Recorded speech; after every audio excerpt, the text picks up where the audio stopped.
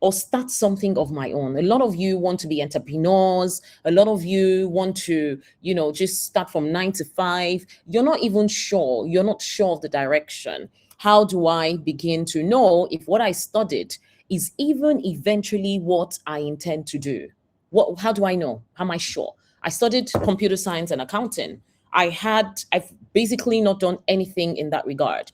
But I'll come to it later to tell you how it's important for you to soak in all of these experiences because it helps you to build you as an individual later on in the future. What are the skills that truly matter for me within the next 5 years? I mean, we're in an era whereby there's AI, there's a lot of technology out there, and it's changing the landscape of work so quickly. How am I sure if I am building for the future of work? A couple of years ago, my son wanted to get into a Canadian university, and he wanted to study architecture. And I had to go and do the research. I mean, what is the future of architecture? What is architecture going to be in the next 5 years, in the next 10 years? And, obviously, AI is going to have a lot of things to do with how we see architecture. So a lot of us are preparing our children for a future that doesn't exist. So we must be intentional about everything that we want to do, putting into consideration the future of what it is that we want to do. How do you begin to build relationships when you don't even know any important somebody? I mean, you find everybody there online, you find everybody there online. How do you access these people? How do you ensure that you're in the right rooms that can truly advance what it is that you're trying to build? And I think perhaps the biggest question is, what if I don't have my life figured out yet? What if? I would use my son as an example as well. He's 18, and I had a conversation with him. I'm like, where'd you see yourself in the next 5 years? He said, Mom, I don't know. I said, what are the plans that you have around? Mom, I don't know. I just don't know. And I held his hands and I'm like, it's okay not to know. It's all right. There's nothing wrong with you. When I was your age, I didn't know. I didn't know that I was going to be where I am today. So I think the most important thing is it's okay not to know, not to be able to answer all these questions. But what is not okay is not doing something about those questions. All right. And I feel that brings us to the part one of what I want to talk about today. And that is build yourself. All right. When I was 20, I didn't want so much from life. I really just I was in school. I'd just gotten back from the UK, and I wanted to complete my university education here. And my dreams were actually very simple. I didn't think about entrepreneurship. I didn't think about anything much. I just pretty much wanted to graduate, get a good job, build my career, make some money. As at that point in time, I was studying computer science with accounting. I didn't particularly like the course. I just found myself there. So I just got on with it. And when I finished school, I went on to intern. I went to HP Nigeria. I went to intern there. And then after internship, my NYC was at Maersk Line. I was in their customer service in Maersk. And when I was in these organizations, I truly just wanted to grow in my corporate career. I wanted to move from one space to the other. And I just wanted to become a manager and just really just excel at my career. And then something kept on pulling me back. And I remember when I was in school, one of the things that really I can connect my entrepreneurial journey to when I was in school was my mom used to live in Akure and I used to journey to school. And then I used to go through Ibadan. And when I get to Ibadan, there was one guy that used to sell all these fairly used shoes. And I'm pretty fashionable. I've always been fashionable. And then he used to sell all these really nice shoes. They were like 200. I mean, this was how many years ago? This was in year 2000. This was 26 years ago, thereabouts, or 24, 25 years ago. And then I would branch and they were like 200 now. Beautiful shoes. And then because I had eyes for good things, I would spot all these shoes and I'll purchase them and I'll buy them and I'll go rock them in school. And then when I got to school, I would constantly keep telling people about them that, there's this guy in this place, So one thing I know that I can connect to when I was 20 is I could sell ice to an Eskimo. I always had that, that thing in me. I could find a way to, talk to you about what it was that I believed so strongly in, and trust me, you would buy into it. So then I didn't think much about it. I just felt that was who I was.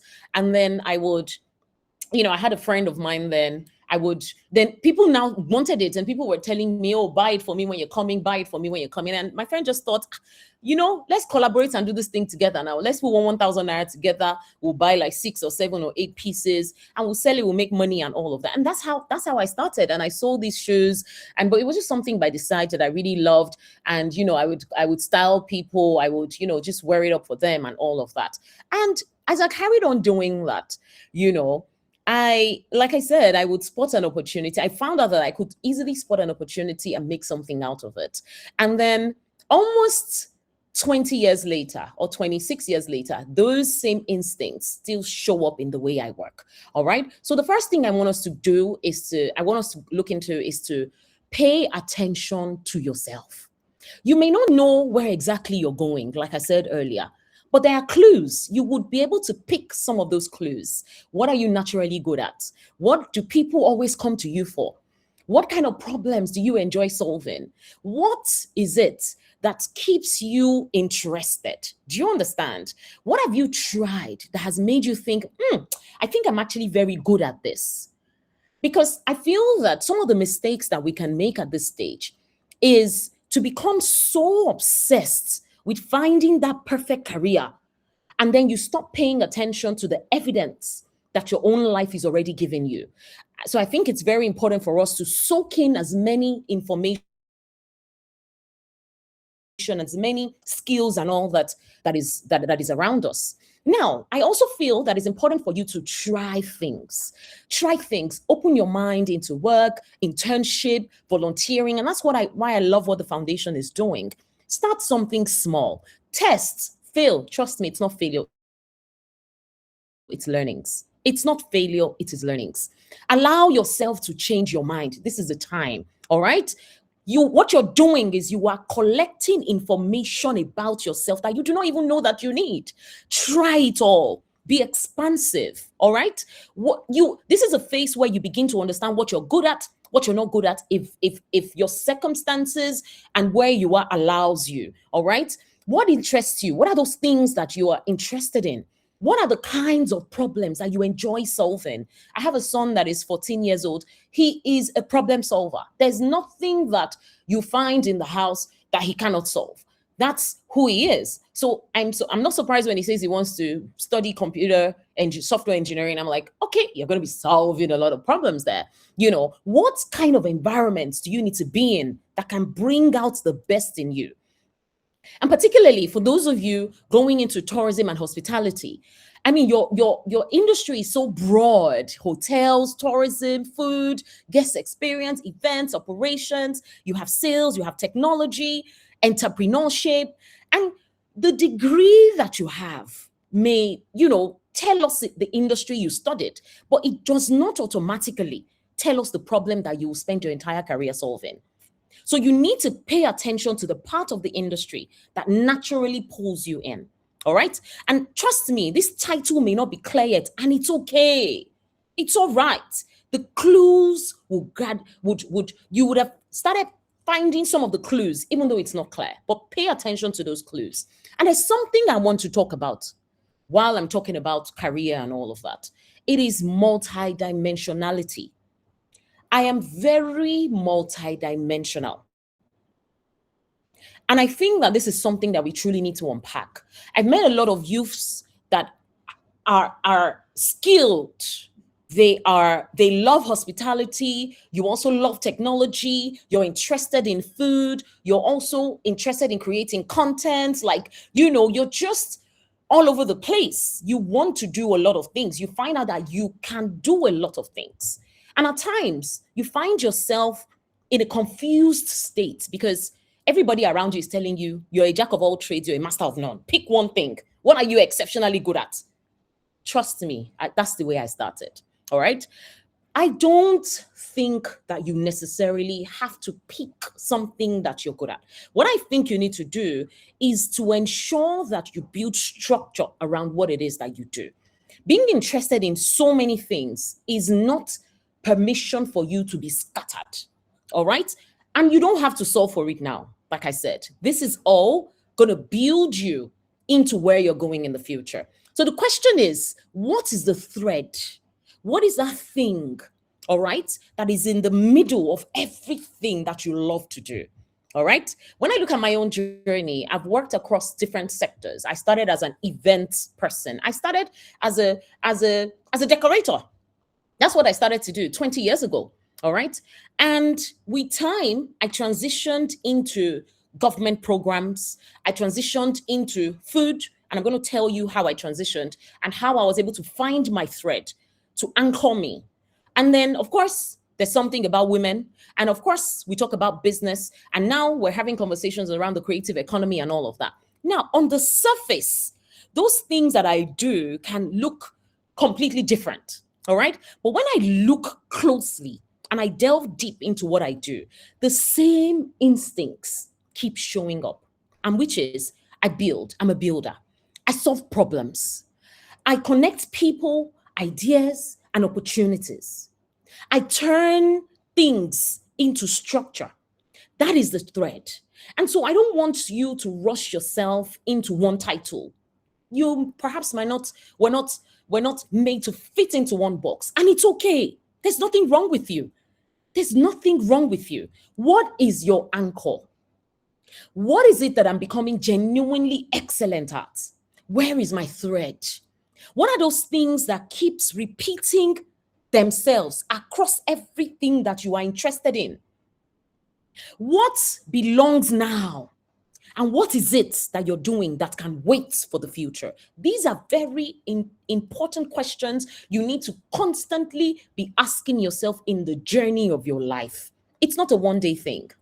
Because every single thing that you're capable of, it doesn't need to be pursued in this same season that you are. I know social media, gives us that fast lane, puts us on that fast lane, which is very dangerous. But you need to call yourself back to your core and find a way to anchor yourself in what you believe in. And while all of these things I'm saying might be strange or might be, difficult, it's okay. Just take a deep breath. I didn't learn it when I was 20. I didn't learn all these things when I was 25. I'm speaking from now that I'm over 40. So you understand that I don't want you to pressure yourself, all right? Now, at times, I believe that this is what creates anxiety for young people. And today, it's really not the lack of opportunity that is out there, all right? It is too much visibility into everybody else's opportunity.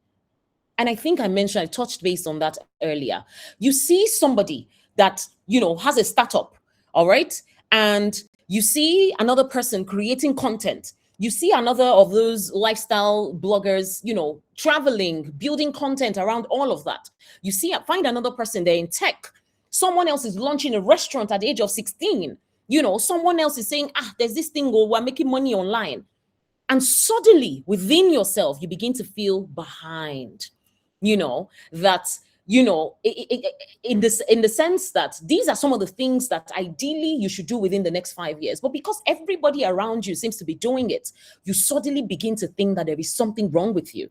There's nothing wrong with you. Identify your thread. Build depth with everything that you're doing. Build it. Don't be surface with all these things that you love to do. If you love content, dive in and build it and be excellent at that thing that you love, that you're interested in. All right. Now, can you move to the next slide? That should be my slide 4. Okay. There's this analogy that I love to tell people, and I call it the Ibadan principle. All right.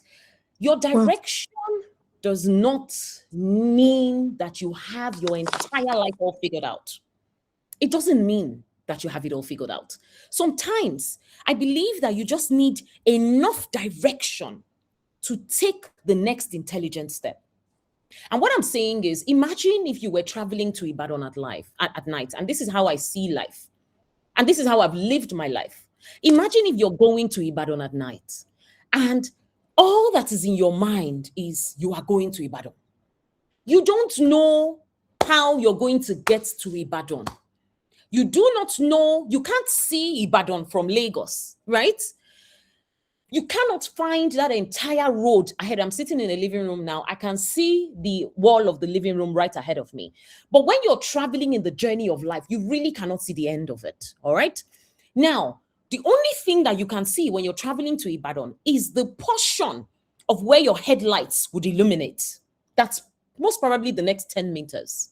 But as you move, the next part becomes visible. And that is how I see life. And the more you move, you begin to see the next part begins to unfold. And sometimes the light is not enough for the next part. You don't know. You don't know if there are potholes there. You don't know if, and at times on that journey, you might need to buy fuel. You might not have full tank. You might encounter some potholes. You might have a flat tire, for crying out loud. You may even have to stop for a while. It happens. But none of those things automatically changes your destination. So the destination is not about, direction is not about certainty.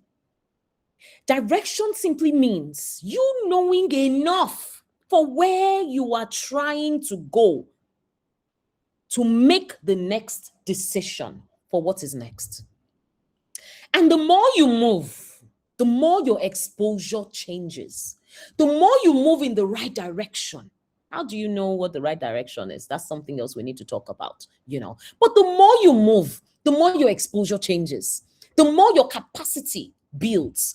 The more you're able to build relationship. The more your ambition will change. Some of the things that I am building today, I couldn't have dreamt about it at the age of 20.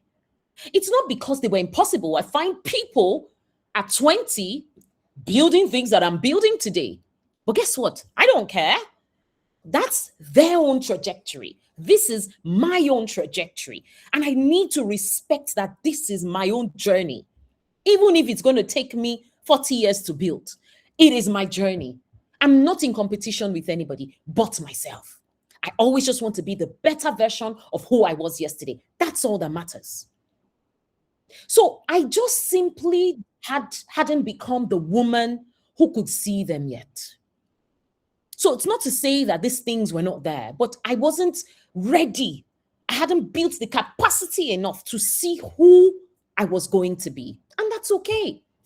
So when we tell young people, dream bigger, yes, dream. Dream. I was a dreamer growing up. I used to dream, dream. But I would also tell you, grow. While you're dreaming, grow. Because I find a lot of women at my age that have not grown. When they open up their mouths, you know that they have not built themselves. They have not been intentional about ensuring that they build themselves. I was listening to someone today, and the person was saying something about the fact that 80% of who we are should be built innately, and 20% is what is performative. And so what you find that people do is people are more performative. They're more particular about their outward appearance, about what they do outwardly, and they don't invest the time in building themselves inwardly. It will always tell. It would always tell in the future. So I want to implore us to focus and lock into building ourselves in whatever it is that you're interested in. Delve deep, build and build. There's nothing that you need right now that is not available. There is no information that you need right now that you cannot find. It is impossible for you to say that there is no information that is out there. And that's why, for this generation, back in the days, we had to do so much to get information. You really literally had to go to a library to read a book. You literally had to, before you communicate with your friend, you had to travel to go and meet the friend. All right. But now technology has made everything simply easier. You can sit down on one day, use AI, build and build and build and build correctly. All right. So when I look behind and look at my own journey, you know, building has required three things from me: direction. I think that's the next slide. Direction, capability, and adaptability. I'm not sure what slide we're on now. Okay, all right, this is it. Direction, capability, and adaptability. And you see, direction will ask you, where am I going? Capability will ask you, what must I be to be able to get there? What do I need? What are the capabilities that I need to be able to get to where I'm going? And adaptability asks you, can I keep evolving as the world around me changes? This is a very critical metrics when you want to build your career and your business. A lot of people come to work with me today. And yes, of course, HR would look into your CV. They would, do the initial verification and all of that. But when I sit with you, I'm not looking at that. I'm not looking at where you go. To be honest, I don't even care where you schooled. I don't care if you schooled from the UK or you schooled in Babcock or you schooled in Igbinijon. I don't care. What I'm looking at is how you think. What is it that you can actually do? Can you solve problems? Do you take ownership? That's a very big word. Do you take ownership? Are you curious? Are you curious? Are you a curious person? Can I give you something and trust that you will move that thing forward? Can you communicate? Can you work with people? Because you see, your qualifications will get you into that room.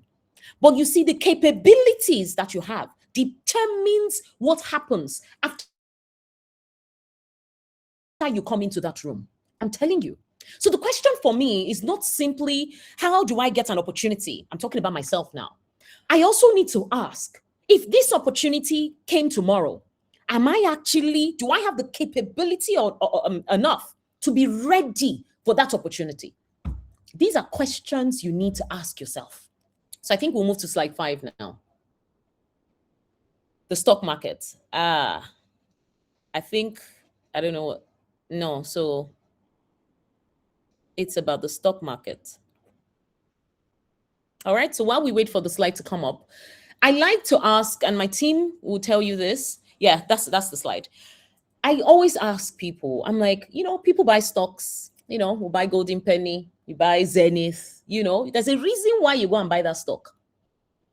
So if you were listed on the stock market, your name, they put it on that stock market with your skills, with your reputations, with your knowledge, with your work, what you have right now, with your work ethics, with your relationships, with your ability to solve problems, can somebody invest? Can somebody buy you on the stock market? In fact, would you buy yourself on that stock market? This is a question I ask myself every single day. And these are questions that anchor me. And these are questions that drive me. And these are questions that keep me resilient. These are questions that keep me motivated. I don't need a motivational speaker. I need to constantly ask myself the right questions because of where it is that I'm going. Would you buy yourself if you put yourself on the stock market? Would you buy your laziness? Would you buy that procrastination? Would you buy your lack of binging on Big Brother from morning till night and not binging on YouTube to build yourself? Would you buy yourself that is constantly giving excuses of, oh, you were deported, oh, you did not finish up in school, oh, someone left you, oh, this relationship didn't happen for you, oh, my mother couldn't pay my school fees? I don't know how many of us have read No Excuses by Brian Tracy. He talks about something called Someday I'll. That is an excuse. There is no reason why you cannot build the future that you have envisioned for yourself. All those things that are hindrances, begin to identify them. It's not a problem that those are hindrances. The problem remains you not even identifying them. The bigger problem remains after even identifying them, what are you doing about them? Movement, what are you doing to ensure that you work on yourself to a point whereby you can buy yourself on a stock market? Because today, with everything that has happened to me, which I'm going to go into, I can buy myself on the stock market. I have invested that much in building myself to be able to buy myself on the stock market, regardless of the circumstances that tried to stunt my growth.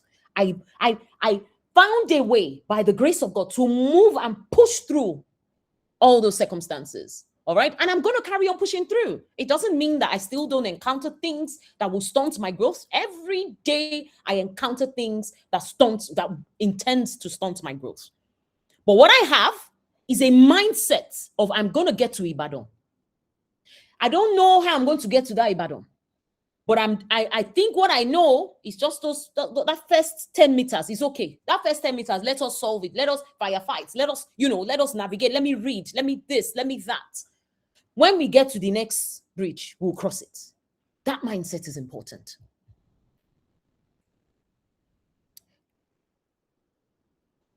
What is it that don't be the same? Let's remove sameness from everything that we do. Anyhowness. Let excellence be your watchword. What is it that, who were you last year? Who are you this year? You find some people, and I'm talking about my own generation, that for the past 10 years, 20 years, and this is not to say there's anything wrong with that, but for people who are on this call, I believe the reason why you're on this call is because you want to be better. So let's just be on. Can I just be honest with us, right? You find people that are still in the same space. This is not to shade them, but this is, you need to want to be a different person. I want difference so badly that I'm very even particular about the way I look. I'm telling you, like, I don't want to look like anybody else. I don't want to be like anybody else. I just want to be who I am, and I love who I am. And I don't want to be who I was last year. I'm intentional about not being that same person. And so what is it that is going to help me not to carry on being that same person? I trust me, you guys know me now. This is not who you're going to find next year. I promise you. I promise you. All right. Now let's move to the next slide. Nobody can do this for you. You have to be the one to do it yourself. You have to build on top of your skill. It's not enough to become good. You have to find a way to remain relevant in what it is that you're doing. AI has come to change the world. Technology is changing entire industries. So many roles are changing. We had someone in my office that started with us as a graphic designer, and I think 1 or 2 people from my team are on this call, and they would attest to it that we have an AI first policy. It's not because we are lazy, we're super intelligent people. But you're not going to come to me with a problem. No, you're going to first go and find 3 solutions to that problem. And then you must ensure that one of them must be usable by me. I'm not going to spoon feed you. You need to develop. I'm very big on self-development. And so he started with us as a graphic designer. 3, 4, 5 years ago, the best graphic designer out there. And he was with us. And then we carried on doing all this graphic, and then AI came. And we realized that we could easily just do, Canva came and democratized designs. And I'm like, all the work that you are doing, back in the days, I will pay 500,000 for a presentation. This presentation you see, I will pay 500,000 naira for someone to conceptualize this.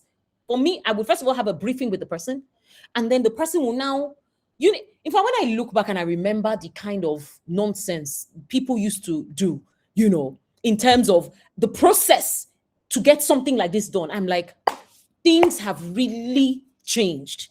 I will pay 500,000 for this presentation. This presentation you are saying cannot just come handy. You will pay me for this presentation. And when it is done, you now find that you might not even get the job. But now, Canva has come. AI, I don't even want to go into AI. We all know a lot about AI and all of that. But what I'm saying is that this guy, as a designer, he needed to upskill himself. And so I told him, I said, see, I want you to be beside me. Me, I am evolving. As AI is evolving, I'm evolving. We are both evolving together. As I wake up, I'm like, what is it? This is what's happening. I'll be okay, no problem. Adaptability. You can't be stuck in your old ways. You have to be adaptable, because the time per second. There is no option. All right. And I told him, I said, you have to upskill yourself. You have to become someone who can use these tools and be in charge of them and deliver excellently with the use of these tools, to the point that even me, I won't be able to decode that thing that you've used these tools to do. You have to do it. You have to go and learn it. It's not graphic. I can do graphic. I just did one graphic today. And then I was thinking, I was thinking, and ideas would just come. And I took one of my picture. I looked for one picture. I went to Canva. I screen munched one picture that I like. And I took my picture and I carried that. And I put the text. I already typed out the text on my notes. I'm always writing. I typed it. I carried it. I put everything into ChatGPT. I said, give it to me. This is exactly. He brought it out for me. I'm like, so what is there in graphic designing? You don't even, it's like nothing. It's like pure water. But you need to be someone who can ideate, who can conceptualize, so that when you come up with all these things, people will be like, what did you do? How did you? That is it. And thankfully, he has evolved. All right? Now, you need to understand where your industry is going. What kind of technology is changing your industry? What is it that AI is changing? What will customers expect? What kind of capabilities will matter in the next 5 years from now? Don't prepare yourself for a future that does not exist. Hey, what do I need to become? Who do I need to become to remain valuable in that future? Because you see, all this passion that you have is good. That fire is important, but passion alone is not a career strategy. You have to build for the future. I think that's slide 8. Okay.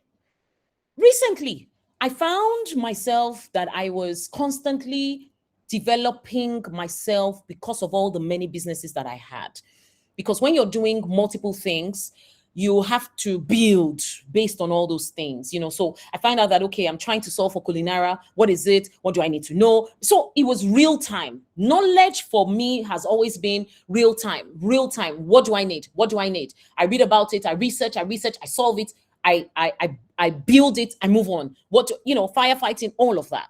All right. What do I do about my team? How do I do this? How do I strategy, projects, everything? Now, it got to a point that I told myself, I was like, Jennifer, you're only developing yourself for the problems that you have today. You need to begin to also develop yourself for the woman that you need to become for where you are going. So when I speak about that 5 years, this is what I ask myself as well. Where am I going to be in the next 5 years? What do I need to do to be in that room for the next 5 years in terms of my business, in terms of everything that I do? All right. And so these things are not necessarily the same things. You have to think about it. All right. Who do I need to become for where I'm going? What kind of direction do I need? I spoke about capability initially. What kind of capabilities do I need? How adaptable do I need to be right now so that I can become who I need to be for the future that I desire? All right. So maybe it's not even about the lack of opportunities. All right. Maybe the current capability that you have is not even ready for that opportunity that you say that you want. Maybe. So now you want to build, you don't have the grand plan, but what you need to keep building you. So for me, growing up, I learned, I sold, I worked, I tried things, I taught myself. I made a lot of mistakes. I changed my direction when it was important for me to change the direction. I adapted.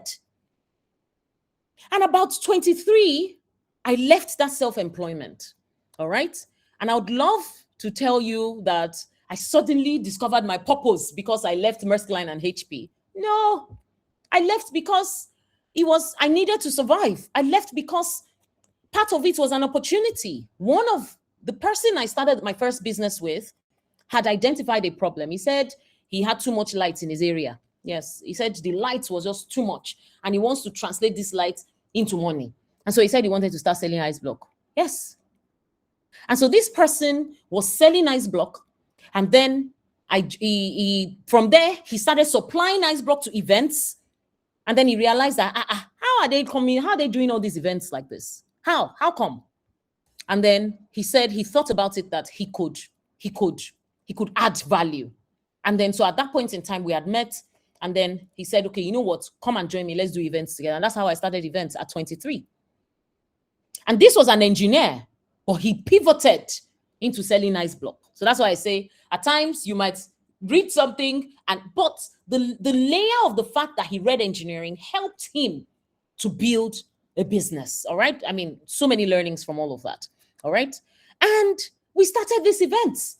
And I remember back in the days, like I was telling you about presentations and all of that. Now, if you want to do cold calling, you can easily go and do your research. You can research on Claude, you can research on ChatGPT, and you can find someone like me. As long as I have a digital footprint, you find someone like me, and you're able to even find my email address. Everything is there. There's nothing to hide anymore. And then you email me and you say, hello, Miss Jennifer. Great work with Culinara. I see you're trying to build infrastructure around the culinary creative economy and this and that and that. I love what you did with Eco Flavors. I see that Eco Flavors is a platform where you discover culinary talents. And I see that you're this and this. And I would have been like, oh God, this person has done the work. And then you pitch your idea. You're like, I build platforms. Or I'm in the hospitality space and I can do XYZ for you. How can I connect with you? I'd love to have lunch with you. That's cold calling. You can easily just, it was not like that when we started. There was no social media. 10 years ago, there was none. I had to go to event centers in Lagos. I was pregnant with my first child. I will go there and I will now ask them, good afternoon, sir. How are you? Hey, so because we were doing social events then. So do you have a list of all the people that are getting married? How do you begin to even say that you want their number? And then eventually he gives the number. Some of them, maybe just one or two. And then how do you even begin to call the person to tell them that you have a service that you want to? How did you get my number? So these were hurdles that we had to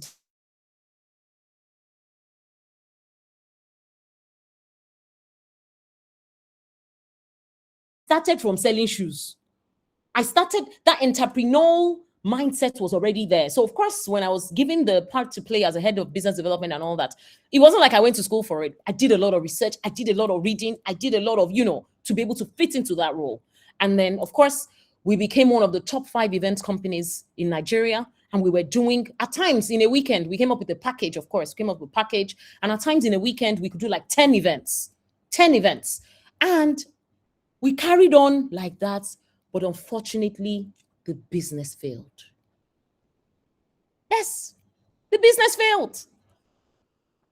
The business failed. I'm trying to jump because I see that time. I just checked the time and I see that time is fast spent. All right. The business failed. Why did the business fail? After all the work that you put into it, after everything, it's really not so much about the fact that the business failed.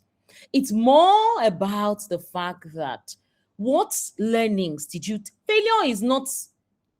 Our supposed failure is not failure. It is learnings. It is experience. What did you get out of those 8 years of building all the way, and then the business crashes and you lose the entire business? You lose every single thing that you've done. How do you even begin to recover from that? All right.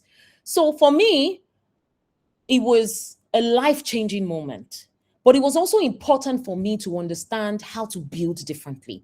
It was also like a foundation for me to learn what I was never going to do again with the way in which I built that business. And so I don't know what slide we're on. Please help me.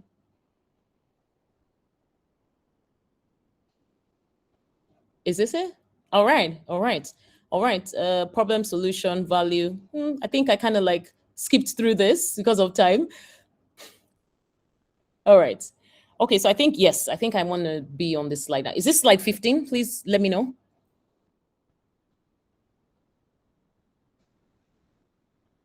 Okay, I think this is slide 13.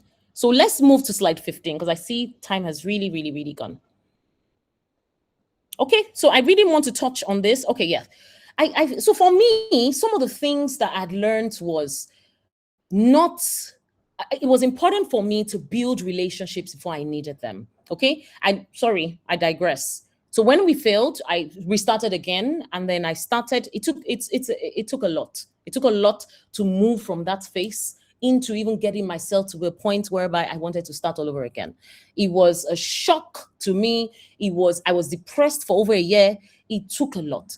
But what he did was, at the point in time when that happened, my anchor was that I still wanted to go to Ibadan.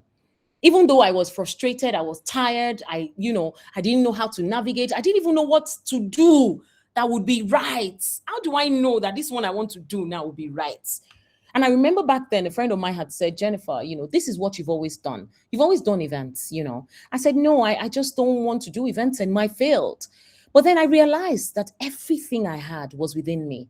Even though I didn't have an office, even though I didn't have clients, I didn't have anything, I was just by myself. I realized that everything I had been building for the past 8 years wasn't taken away from me. The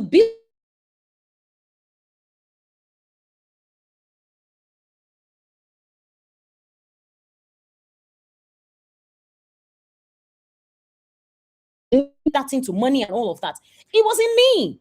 So I could start again. And so I started again. But where I started was from service. I believe very strongly in service. It's not about you going into a relationship to ask, what can I get? The most powerful question is, what? And remember, this is me that is building from a place whereby the perception of me is, I've failed. You are a failure. That was the stigmatization of me. How do you begin to earn the trust of a client when you have failed woefully in the public? We failed in public. Nobody is supposed to trust me. I wasn't supposed to even have people work with me because I failed. But guess what? I had to turn it around and say, you know what? My children will see me in the future and understand that, yes, I failed, but I didn't let that circumstance change my Ibadan. I'm going to that Ibadan. I will get to that Ibadan. I'm not sure how I'm going to get there, but I'm going to get to Ibadan. How do I begin to navigate? So I decided to start Tantacom with my friend who had been around during the first 8 years. And then we said, we're building differently. But I decided that I was going to, first of all, begin to love myself, because I couldn't forgive myself for what had happened to me. Like, how could you allow this to happen to you? But I forgave myself. And I said, you know what? I'm going to give it another chance. Most important thing, you can fall 7 times, but keep getting up. Keep picking the pieces of your life. It's not easy. This thing I'm talking to you about, it took me over a year. And even took me consistently like about 6 years to get over this thing. I'm telling you, but I kept showing up. I kept waking up. I didn't allow it to keep me where I was. So I started with service. What can I bring? It's not what can I get from you. Many of us, we see people today and all we have in our mind is, this person can help me. No. What can you do for that person? There's so many relationships that I have today because long before there was transaction, I showed up. All right? I helped. I helped to solve something. I connected someone. I gave my time. Sometimes I spent my money. I remember back then, one of the first jobs that I got was something to do for Etisalat. I was like, me? Etisalat. That's to show you that without an office, without a team, without anything, because of who you have built yourself to be, you can still navigate one way or the other. And so a friend of mine that knew that, is it not Jenny, the event par excellence, called me and said, I know you don't have anything, but I know you are still who you are. Come and do this thing for me for it. I almost died. I said, me, it is a lot. And then I decided that I wanted to do things differently. I mentioned that. And then I did the Etisalat event and it was a success. The next one I got was something for Dangote. I was like, me, Dangote, I don't even have an office. Where do I want to go and have meetings with the Dangote team? I will come to your office. I remember then I would take a bike. I was squatting. I left VI because of the failure that happened. I left my home in VI and I was living with my friend's younger sister in Abulegba. That was where I was working from. That was where I was building from. That was where I was doing Etisalat jobs from. That was where I was doing Dangote jobs from. I would take a bike I will walk, I will take everything. When I now get to Dangote's office, I will now quickly spray perfume on my body. I will now quickly wear my heels. I will carry my shoulder like this and I'll walk into that office and I'll get the meeting done. What I'm saying is your circumstances has nothing against you. It has nothing on you. It's your mindset. It's your mindset. So like I was saying, you have to serve. You have to bring something. And I kept on changing the trajectory with that because it got to a point. So because I was doing that, people would ordinarily say, call Jennifer. That was how I was able to change the perception of that failure. Call Jennifer, she'll sort it out. And step by step, my reputation began to build slowly. One delivery, one promise kept. We need to keep our promises. We need to solve problems. We need to invest in building relationships. It is very integral. And so I wanted to speak about the value ladder. I don't know if that is where we are now. Service, value, trust, relationship, opportunity, reputation. This is the ladder with which, it's not about who do I need to know. You ask, what value am I becoming capable of bringing when I meet these people? You can't go there empty. You can't go there wanting. They will run away from you. They will run away from you. So if you want to, I remember in the beginning of my talk, I'm like, some of you are like, how do I get to meet all these people? When you meet those people, what questions are you asking them? Are you asking how they can help you? Or are you seeing, have you gone to do the research to see how you can add value to what it is that they are doing? I'm telling you, this is how you build those relationships.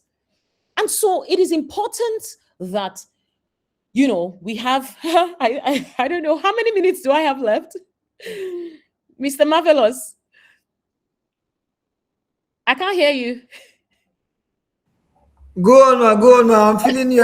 I'm in fact. Just go on. Ma. Okay, do you understand? So, I mean, it's important that, you become, I think I mentioned what value are you capable of bringing when you meet these people.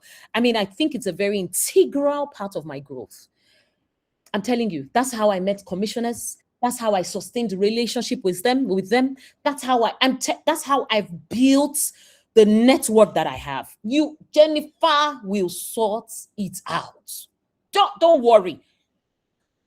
I don't collect anything from there. I just bring that value. Even the clothes that I wear, everybody's like, I will buy it. I will give it to them. I will buy it. There's nowhere I'm going. I will take something.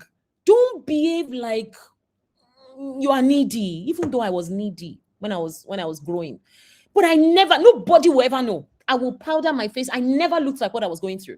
You will want to associate yourself with me. I was never a problem.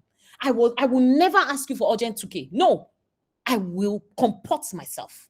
And so with I think I've lost track of where I am now. All right. So I think I'm on 19. Build beyond yourself. Okay. All right. So understand that you're not starting from level 0. Understand that the woman that had lost the business, I understood that the woman that had lost the business those 8 years had built. I'd become the woman that those 8 years had built. So let me rephrase that. I realized that it wasn't just about the woman who had lost the business, but it was more about the woman that those 8 years had built. All right. And I think I've spoken about all of that. All right. So I think we're at the point whereby I want to speak about your experience, your reflection, your lesson, your adjustment, and your rebuild.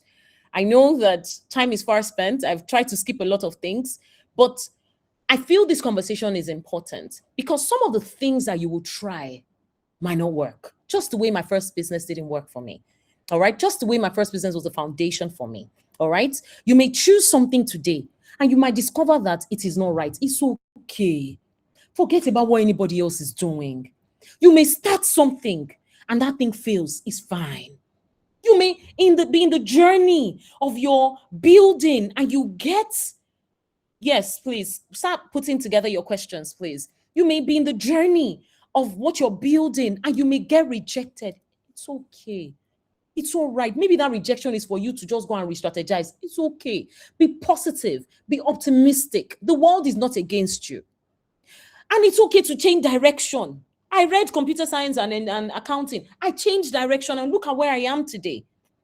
All right. It's not really about what happened to me, what happened to me. It's more about what has this taught me and what would I do differently because of it.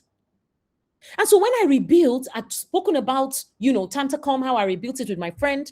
And this time it was not the 23-year-old Jennifer that thought she knew how to sell back then in school or how to sell when I started the first event company. It was a many, many, many, many, many years of mistakes, of lessons, and all of that. And I think in everything that we're doing, because I know I'm speaking to a diverse audience here, I feel that getting clients is not just enough.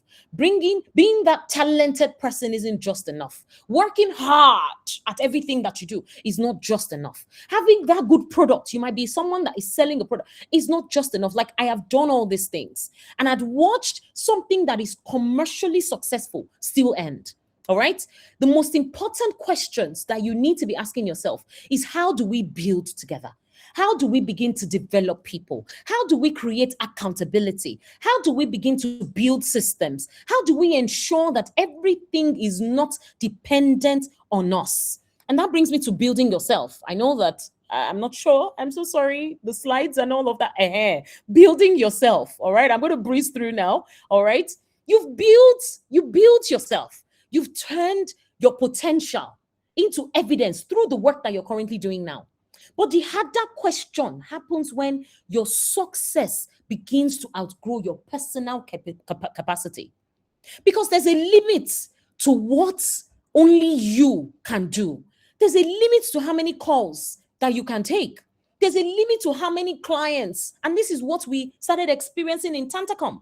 That it wasn't just about myself and my business partner, my friend of 18 years and my partner for 10 years. And yes, we are women. Yes, women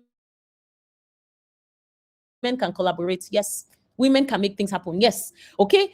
We are business partners, all right? But we're friends for 18 years. So beyond the both of us, how do we begin to grow our capacity to build Tantacom and to build everything that we're building so that it can grow beyond us, all right?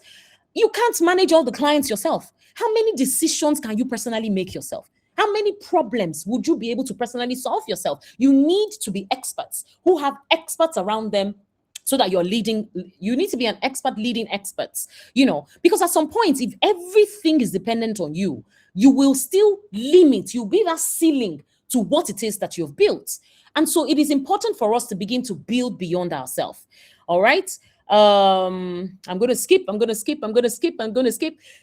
to move very briefly to, yes, I'm going to move very briefly to this. Thank you for forwarding that. We started doing events, and then a couple of years ago, we stopped. My philosophy about even growth had changed from being transactional to being value first. And that philosophy has guided and has helped me to transcend in my growth in life. And I'll tell you why. Most of the times when I find an opportunity to simply do an event, and like I said earlier, what we do for people is, I started working with government. I skipped that. I started working with government, and we did a lot of high impact socioeconomic projects centered around mothers, centered around children, centered around the youth, centered around, I did that for so many years. All right. That's the first foundation of Tantacom. All right. And I did that by serving first. Most of the projects, I must tell you here, I didn't get so well paid for it. I'm telling you, it was service, but it built me. All right. And then so what we started doing was taking government policies and turning them, translating them into programs, into campaigns, and ensuring that they are accessible by people, by the right people. Building a Nigeria where the son of a nobody can become a somebody without knowing anybody. I'm a very big believer of that. And so for me, you find you're working with government and you just find that everybody has slots. They have someone that they want to give. No, give it to the right set of people. So it became a philosophy for me. Accessibility became a philosophy for me, and more importantly, the sustainability of those projects. So I stopped being an event planner. I stopped being someone that was just transactional. I was more centered around the value, what value. And I really want us to take this. I want us to own this. Anywhere you find yourself within the tourism and hospitality space, think about the value first. How can you make sure that the vision of your industry is being met through everything that you're doing. Don't think so much about the money. The money is important, but if you keep thinking about the money, you will constantly be a transactional person, and you might not be able to grow that much with what it is that you're doing. And so we were called to, I'm wrapping up now. We were called to manage the Lagos Fresh Food Hub. We were called as someone that I just described what we do for you. We took a policy, we translated it into campaigns, programs, and all of that. But what we did was, it was important for us to, so we're a transaction project platform. Okay. So what we did was, it was important for us to move from just that singular transaction of, drive traffic to the Lagos Fresh Food Hub. And this is how you can grow. We moved from that to, what problem are we trying to solve? You can't just do things mindlessly. I don't want us to keep doing things mindlessly. I think it's important for us to look at the terrain, be that problem solver, be that person that is ready to serve, be that person that is ready to bring value forth. And the more you bring value forth, I know a lot of things happen in between all of these things that I'm talking about, but this has worked for me. The more you bring value forth, the more it is that people will pay you for that value. It has to be, you have to be solving a problem. And so we looked at it and we're like, what is the gap? Where are the needs? And then we decided that, okay, beyond all the campaigns that we were doing for the Lagos State Ministry of Agriculture, let us do a cooking competition. And we did the competition. And because we wanted to solve for the problem that we saw, was that a lot of people were visible, a lot of chefs that were excellent at their craft were visible, and some people that, let me flip it. A lot of chefs who were excellent were invisible, all right? And a lot of chefs who were as talented as those other ones were so visible that the whole world knew them. And we're like, what is the difference? So let us build our competition around that gap, around closing the gap between Chef A and Chef B. And that's how we came up with what we were delivering, and we came up with a platform around it. And that platform today doesn't just end at, okay, discovering all the talents. What happens then? After then, what happens? You have to constantly be a problem solver. You give the competition winner the prize, they go. Some of them even lose the prize. What happens after that competition? What value, what other value can you bring to this problem that you're trying to solve for? Because it doesn't end there. And that is how you build beyond yourself. That is how you build institutions. That is how you build something that would attract the right partnerships, would attract the right sponsorships, would attract the right people, because your vision would still remain, I'm going to Ibadan. But within that vision of going to Ibadan, you must ensure you do all these things that we've been talking about. Service, value, don't be too transactional. Think about a solution, fill in the gap, close the gap, and all of that. And then we decided that we're going to build another platform to solve for after the competition. Then what? Then what? When they go home, what happens next? We realized that the creative economy, gastronomy, was identified as a creative economy 2 decades ago. But the gap is people that need to sit within that creative economy, people that product development, intellectual property. Do you understand? And that's what we're trying to solve for through Culinara Create. But when you now develop all of this, where's the funding? Where are the commercial pathways? How do you ensure? So you have to become someone who's problem-oriented, who's able to build a pipeline that can solve that problem. And the more you do that, the more you find that you gravitate towards people who would want to build with you, people who want continuity with you, and people who want to, you find out that you begin to build an institution and a brand that can grow beyond you. So I want to bring this to a wrap now. I want to, I'm going to leave the presentation with you so you can go through it. I think that it is important for us to, I've spoken about continuity, I've spoken about progress, I've really rushed through everything. So like I said, if I could sit across the 20-year-old Jennifer, knowing every single thing that I know now, I still would not give her the whole plan. My kids, I don't give them the whole plan. I wouldn't tell her about the shoes that she was selling. I wouldn't tell her about the cold calls, the business that she would build, the businesses that she would lose. I won't tell her. I won't talk to her about the rebuilding, the way she had to painstakingly rebuild herself. I wouldn't talk to her about Tantacom. I wouldn't talk to her about the rooms that she would enter. Eco Flavors, Culinara Creates, Culinara Connects, Culinara Gbogboe. I don't think she needs to know any of that yet. Maybe she just needed enough light for the next part of the road. And I want her to remember that she's going to Ibadan. And you don't see Ibadan when you leave Lagos at night. You see what your headlights allow you to see, and then you move. And then the road unfolds, and then you move again, and then more unfolds. And then there will be potholes, and you may need fuel, and you may take a wrong turn, and you may have to stop and repair something, but you keep moving. Don't let those circumstances stop you. You don't need to have your entire life all figured out today from this call. You don't need to take responsibility for the part of that road that you cannot see. Build yourself, build your work. And when the time comes, build beyond yourself because potential will start that journey for you. Progress would move you forward, but continuity asks a bigger question. What continues because you built well? What continues because we did Eco Flavors well? What who became better because you led them? I skipped the whole Thrive Beyond story because of time. Who became better because you led them? What knowledge did you transfer? What kind of opportunities did you create? What kind of standards did you establish? What did you build that became bigger than your personal effort? And for me, that is increasingly what success looks like.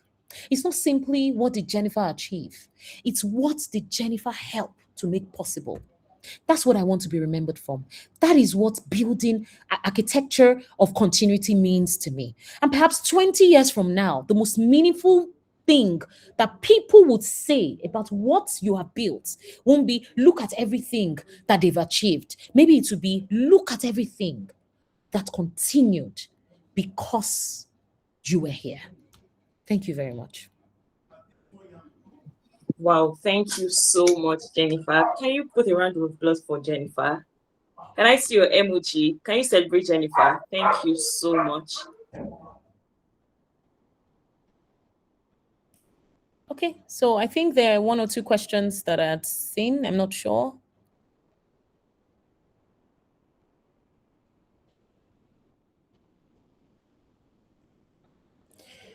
Yeah, thank you. Thank you very much. You're muted, Favor. Oh, thank you so much, Jennifer.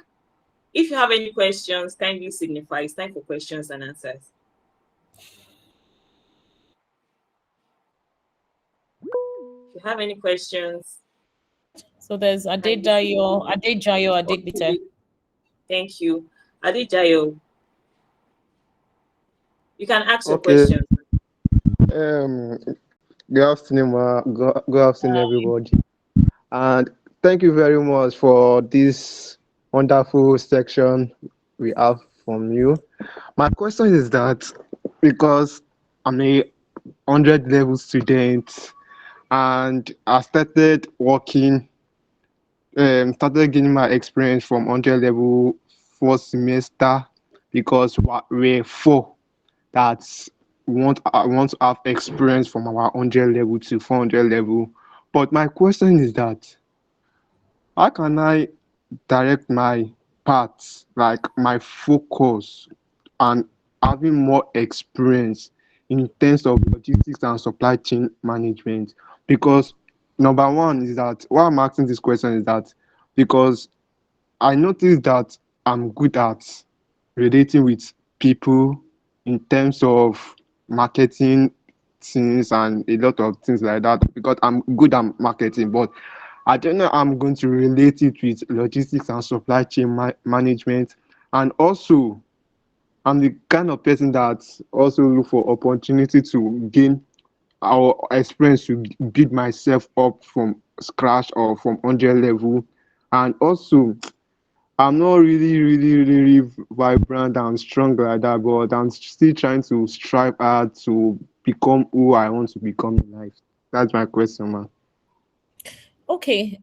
First of all, I sense that you are also multidimensional like me. You have quite a number of skills here and there, things that you like and things that you feel that you can do, which is fine. And like I said earlier, I'm not sure if you joined from early, just test the waters, soak in, be like a sponge, and just soak all these experiences in and all of that. I'm not sure how to advise you in terms of navigating from one core course to the other. That's not my area of expertise. But what I can tell you is that it's okay for you to I like the fact that you also said something about building yourself. I like the fact that you've also said you want to do all these things, you're in 100 level and all of that. I feel that you are in the right trajectory. You understand. I'm not sure if I heard the last part of your question well. I don't know if you can just take that again. Okay, let me repeat my question from beginning. Mm. Um, I'm also looking for experience and this thing, experience and knowledge and working skills for my 100 level. And also, I love to do marketing. Okay, so I think you've said that you want more experience. You want more experience. I mean, you can volunteer. People that there's so many organizations out there that do marketing and all that you can just be a part of it. Like I said, service is one big thing that would really help you, and service is how you now bring that value forth. And when you're in a place where you're interning and you're in a place where you can really learn everything that you can learn and you're soaking it all in, and you make yourself someone of value in that space. Don't become someone that they constantly have to chase and all of that. Make yourself someone of value. You find out that with time you begin to grow within that space that you want to grow. I know you've said something about navigating from this to that. I think you should just try as many things as you can, and with time you'll find out that you have been able to just stay on one path and all of that. I don't know if that answers your question. Okay, thank you so much.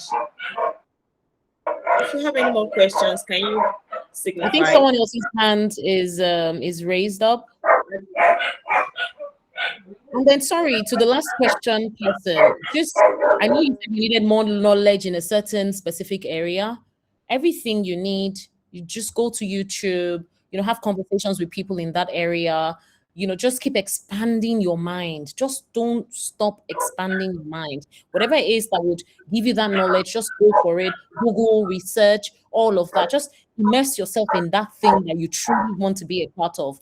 And you find out that with time, you begin to transcend. So what's the other question?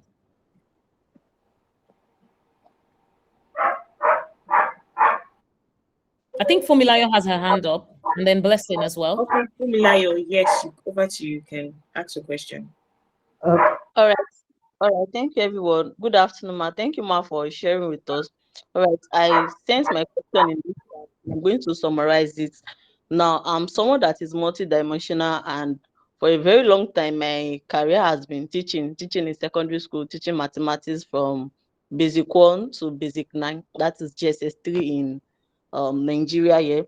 So my question is, but during my NYSC, I said I wanted to do something different. So I got to work in a marketing agency, and for a very long time, that was 2025 through 2026, right, earlier this year, and I finished my service May. Now, for someone that have a destination, okay, this is where I want to do, this is what I want to build, and for a very, very long time I've been giving value, I've invested in myself, experience and everything. So I want to navigate, or I want to look at how I can turn all of this into a profit, and also how I can get to work with brands, like, okay, big brands, turn this value into profit. Now, for a very, very long time, I've worked with small brands, and even at times the fee, the rate I charge them, some still find it difficult to pay, even when it is very, very low. Now, how do I position myself, turning this value into profit for me? And I've been building publicly, and I've been giving values, even without asking for money. Like, let's say, if I would count, let's say, okay, for over 8 months now, but it has not really turned into profit yet. So how do I build wisely, and how do I position myself to get accepted into the digital marketing space, right? Such that the rejection letters and everything I've always gotten from as my feedback, to stop, at least to reduce the number of rejection that I get. But I realize that I love to teach, I love to impart, I love to influence positively. So how do I turn all of this value into profit for me, and also build what will outlive me? Thank you, ma. Okay, thank you, Fumilayo. I think one of the first things, and I know that a lot of people, trust me, this question you've asked is not just peculiar to you. There are a lot of people that experience it. Even with the companies that I have, I still ask myself that question. How can I get this audience? How can I get that audience? I want to be able to do something across different sectors. I want to be able to do something for aviation. I want to do something for, so trust me, it's just that it is on another level. Do you understand? Everybody is chasing clients, everybody is chasing value, everybody is chasing profits. It's a normal thing. Okay. But that being said, I think what you can do is, first of all, ensure that you are excellent at that thing that you are doing. Okay? Because it's one thing for you, by your standards, to say that something is good, but is that thing that you're doing excellent by industry standards? I'm constantly trying to be the best at everything that I do. And I know the kind of pressure I put myself to be the best at what I do. And trust me, even at my best, somebody else is better than me. And trust me, if the price is right, they would go for that person that is better than me, instead of going with me. I hope you understand what I'm saying. So there's always someone out there that is better than you. There's always someone out there but you need to ensure that you are excellent. Invest your time every single day to ensure that you are excellent at that thing that you do. And trust me, the more excellent that you are at that thing that you do, and the more visible you are about that thing that you do, the right audience would find you. And you have to also be intentional about the rooms that you put yourself into. You have to be very intentional about the rooms that you put yourself into. There's going to be a lot of service here. There's going to be, and I know you mentioned it, that you've done a lot of service, you've done this, you've done that. I served for over 4 or 5 or 6 years old. I'm telling you. So at times these things are not as easy as social media proclaims them. There's a lot of work that goes into this. And be your best critic. What you've done yesterday, look at it. Can you buy yourself on that stock market? Look at it. Can you pay for that value that you have said? I'm being very honest there. We've said this is an honest conversation, because it's one thing to say that event here, work back on. And then by the time you look at it, you're thinking, I'm looking at it and I'm like, no, this is not it. So make sure look through the people within the same capacity with which you're playing. Look at what they're doing, compare it to what you're doing, elevate what it is that you're doing, elevate what it is that you're doing, ensure that it is excellent, and just keep at it. Keep working with those brands. They pay you peanuts, it's okay. It's not about the money. It's about you getting to Ibadan. Remember, it's not about that money. It's about you ensuring that you get yourself the right brands to work with day in, day out, and the right person will meet you. The right person will pay for you. And that's how you can grow. So right now, I think you should invest more of your time into being excellent at that thing that you've done. I know you have but if brands are not paying you now, you must be sure that you can. Am I as good as the other people? Go and look at those other shopper. Go and look at those other people that those brands are paying. Is your content like what they are doing? What is standard? Do you understand? So those are the things. What is that edge? Why should they use you? Why should they pay you? Why are you different? Do you understand? So you need to understand your differentiating factor and be able to understand that and be able to work on that and push it. So for Tantacom, I mean, by the time you see our proposal, you will use us. That is it. Our proposal is what separates us from the rest. We will invest in that proposal. By the time like I said, I can sell ice to an Eskimo. By the time I'm done talking to you, in fact, I'm already telling you about that day. And so when we get to your event on that day, and everybody's looking at me, we've not even given, I'm like, you're giving me the job. You are giving me the job. So what is that thing that sets you apart from everybody else? And that's the thing that is you really need to work on, and all of that. And I pray that with time, you will succeed at this that you're trying to do. I pray doors open for you and they fall into pleasant places for you. Amen. Thank you so much, Jennifer. We have one more question from Blessing. Blessing, over to you. You can ask your question. All right, thank you so much. Good afternoon, man. Thank you so much for that revelational session, I must say. And I do hope that we'll see you in Ibadan. So my question is, what's happening in Ibadan? We want you in Ibadan, ma. All right. So my question is, I can sincerely relate to everything that you've shared today, and I also kind of have that multi-dimensionality challenge, and it's been a major thing for me to like. Yes, I want to actually test the waters. I want to broaden my horizon, but I'm kind of the excellence person, and identifying those values and streamlining them to position myself for the right audience, like you mentioned while you were answering Fumilayo, is like my basic challenge. I know you mentioned that you had to leave your home to go stay with your friend. I know there is more to the building process that went on while you were staying with your friend. So I don't know if you can like give maybe a brief summary of the practical things you actually do to like figure it out. Thank you so much. That's a very big question. So let's narrow it down to multi-dimensionality. I think one of the core areas I'm seeing in your question is understanding the area of focus. Like you're doing a lot of things that you're excellent at, and how do you know which to focus on and how to find that thread in between everything that you do. I think that's kind of like where we need us to go, right? Because you asked another question that would take us like 1 hour about building, right? What can I ask? What it is that you do?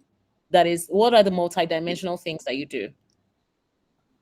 Okay, so I'd say that one thing I know that I do so well is I have a communication talent. I wouldn't say skill because it's kind of, I don't know, people say they build it, but for me, it came as an innate thing that I'm now working on. So I have communication skills. My course of study has driven me to the environmental area of life that I also have developed interest for. So community development, communication, developing people basically has been a thing. And if you want to develop people, you have to have so much value that you can transfer to those people. So I'm at that phase of life where I'm saying, okay, Tommy, you want to do so much, but what do you want to be known for? What do you want to leave back that they can say, oh, this is Tommy, this is what she has done, this is what she's doing, this is what we know her for. I don't want to be everywhere, and then because I don't know, jack of all trades, master of none. I don't think I want to fall into that category. Funny enough, I don't see you as being everywhere, because I think the fundamental core of what you are is you're a communicator, and you're communicating some things that you do. So now you said environmental. What Yes, you have to be specific, and then you're passionate about that. So what about environmental? Okay, so my